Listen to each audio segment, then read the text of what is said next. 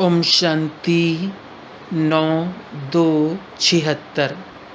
बिंदु रूप स्थिति से प्राप्ति।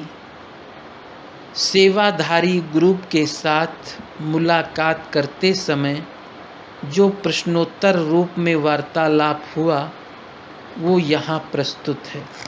प्रश्न: सर्व पॉइंट का सार एक शब्दों में सुनाओ। उत्तर: पॉइंट्स का सार पॉइंट रूप अर्थात बिंदु रूप हो जाना।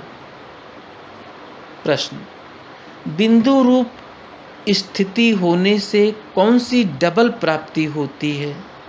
उत्तर: बिंदु रूप अर्थात पावरफुल स्टेज जिसमें व्यर्थ संकल्प नहीं चलते हैं, और बिंदु अर्थात बीती सो बीती, इससे कर्म भी श्रेष्ठ होते हैं और व्यर्थ संकल्प न होने के कारण पुरुषार्थ की गति भी तीव्र होगी। इसलिए बीती सो बीती को सोच समझ कर करना है। व्यर्थ देखना, सुनना व बोलना सब बंद। समर्थ आंखें खुली हो अर्थात साक्षीपन की स्टेज पर रहो। प्रश्न: कमल पुष्प समान न्यारा बनने की युक्ति क्या है?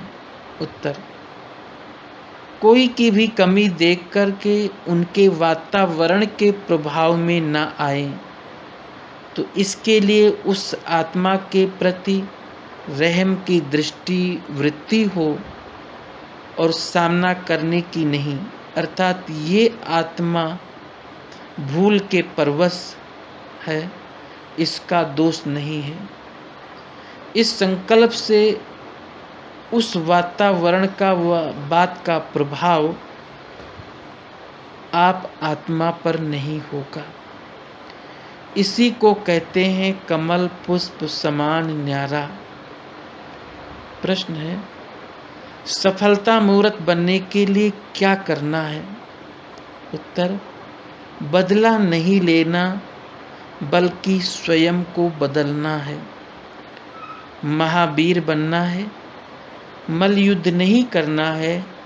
मल युद्ध करना माना अगर कोई ने कोई बात कही तो उसके प्रति संकल्प चलने लगे, ये क्या किया, ये क्यों कहा, उसको कहा जाता है मनसा से व वाचा से मल युद्ध करना।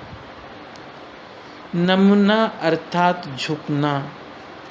जब तक नमेंगे तब ही नमन योग्य बनेंगे, तो जब नमेंगे तभी नमन योग्य बनेंगे। ऐसे नहीं समझो कि हम तो सदैव झुकते ही रहते हैं लेकिन हमारा कोई मान नहीं। जो झुकते हैं, जो झुकते नहीं व झूठ बोलते हैं उनका ही मान है, नहीं। ऐसा नहीं सोचो कि जो झुकते नहीं झूठ बोलते हैं उनका ही मान है, ये नहीं। ये अल्पकाल का है। लेकिन अब दूरांदेशी बुद्धि रखो। यहाँ जितनों के आगे झुकेंगे अर्थात नम्रता के गुण को धारण करेंगे तो सारा कल्प ही सर्व आत्माएं मेरे आगे नमन करेंगी। सत्युग त्रेता में राजा के रिगार्ड से, कांध से नहीं, मन से झुकेंगे, और द्वापर कलयुग में कांध से झुकेंगे। सत्युग त्रेता में राजा के प्रति इतना रिगार्ड रहता है कि मन से झुकते हैं, और द्वापर कलयुग में कांध से। ओम शांति।